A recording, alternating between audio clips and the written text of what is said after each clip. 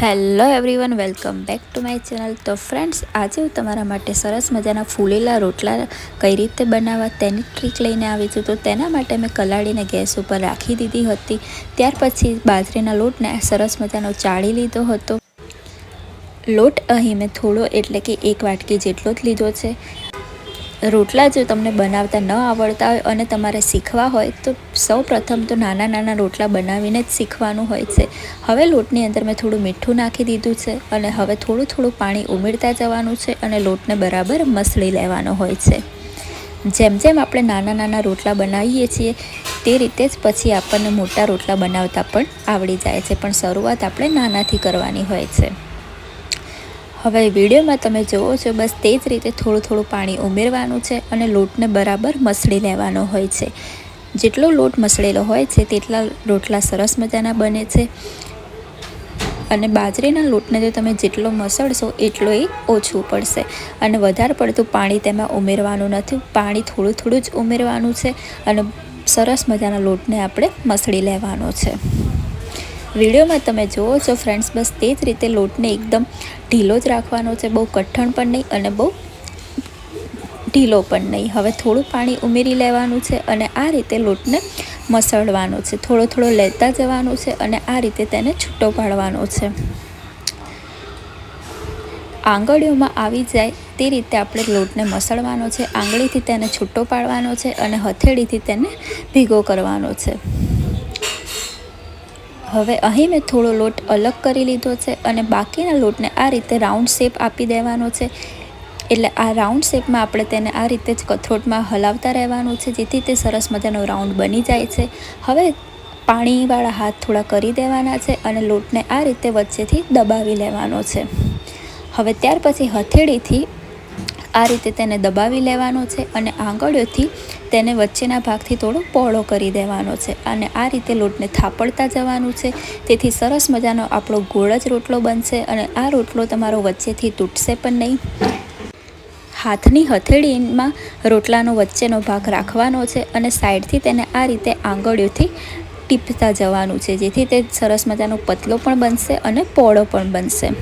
હવે રોટલાને આપણે કલાડીમાં રાખી મૂકવાનો છે અને થોડીવાર ધીમા ગેસે શેકાવા દેવાનો છે અને ત્યાર પછી મીડિયમ ગેસે। ધીમા ગેસે થોડીવાર એટલે કે 3 થી 4 મિનિટ શેકાઈ જાય એટલે તેને આપણે બીજી સાઈડ ફેરવી લેવાનો હોય છે। કલાડીને આપણે પહેલાં જ ગરમ થવા રાખી દીધી હતી, એટલે રોટલો આપણે જેમ નાખીશું તેમ તરત જ તે શેકાઈ જશે।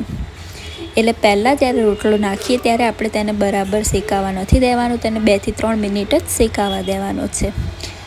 હવે બીજી સાઈડ પણ અધકચરો શેકાઈ જાય એટલે આપણે રોટલાને ફરીથી પહેલી જે સાઈડ હતી ત્યાં ફેરવી લેવાનો છે। એટલે રોટલાને બંને સાઈડ અધકચરો જ શેકાવી દેવાનો છે અને ત્યાર પછી તેને પહેલી જે સાઈડ હતી ત્યાં ફેરવી લેવાનો છે। એટલે રોટલો સરસ મજાનો ફૂલશે પણ ખરો અને સરસ મજાનો સોફ્ટ જ રહેશે, કડક રોટલો નહીં થાય। રોટલા બનાવવાની આ એકદમ સરળ રીત હતી। આ રીતે તમે રોટલા 2 થી 3 વાર બનાવશો એટલે તમને બાજરીના રોટલા બનાવતા આવડી જશે અને એકદમ હાથથી જ ટીપીને સરસ મજાના રોટલા તમે બનાવી શકશો। એકવાર તમે આ રીતે રોટલા અવશ્ય ટ્રાય કરજો અને આ રીતે તમારા રોટલા કેવા બને છે તે મને કમેન્ટ કરીને અવશ્યથી કહેજો। રોટલા બનાવવાની આ ખૂબ જ સરળ અને સરસ મજાની મારી ટ્રીક હતી। વિડીયોમાં તમે જુઓ જ છો ફ્રેન્ડ્સ કે આપણો રોટલો સરસ મજાનો ફૂલી ગયો છે। હવે બંને સાઈડ મેં તેને આ રીતે થોડી વાર શેકી લીધો હતો અને ત્યાર પછી હવે રોટલાને આપણે કલાડીમાંથી લઈ લેવાનો છે। બસ આ જ રીતે બધા રોટલા બનાવી લેવાના છે। તેને થોડીવાર ધીમા ગેસે અને થોડીવાર મીડિયમ ગેસે શેકવા દેશું એટલે સરસ મજાના આપણા રોટલા ફૂલી જાય છે।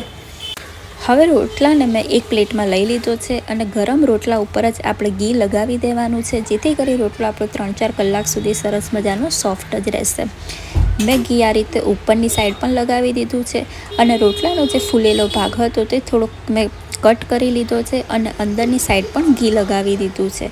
અંદરની સાઈડ ઘી લગાવવાથી રોટલો સરસ મજાનો સોફ્ટ રહે છે અને રોટલો ખાવામાં પણ ખૂબ જ સરસ લાગે છે। તો ફ્રેન્ડ્સ, તમને રોટલાની આ ટ્રીક કેવી લાગી તે મને કમેન્ટ કરવાનું ના ભૂલતા અને જો તમને વિડીયો પસંદ આવ્યો હોય તો વિડીયોને લાઇક, શેર, કમેન્ટ કરી દેજો। મેં રોટલાની સાથે અડદની દાળ બનાવી હતી, તાંદળજાની ભાજી, થોડું સલાડ, મરચાં શેક્યા હતા અને થોડું દહીં લઈ લીધું હતું, લસણની ચટણી પણ લીધી હતી, કેરી અને લાડવા પણ લઈ લીધા હતા અને થોડું દહીં લીધું હતું. તો તમને કેવું લાગ્યું આ ખાવાનું તે મને કમેન્ટ કરવાનું ના ભૂલતા અને વિડીયો પસંદ આવ્યો હોય તો લાઇક, શેર, સબસ્ક્રાઈબ જરૂરથી કરી દેજો.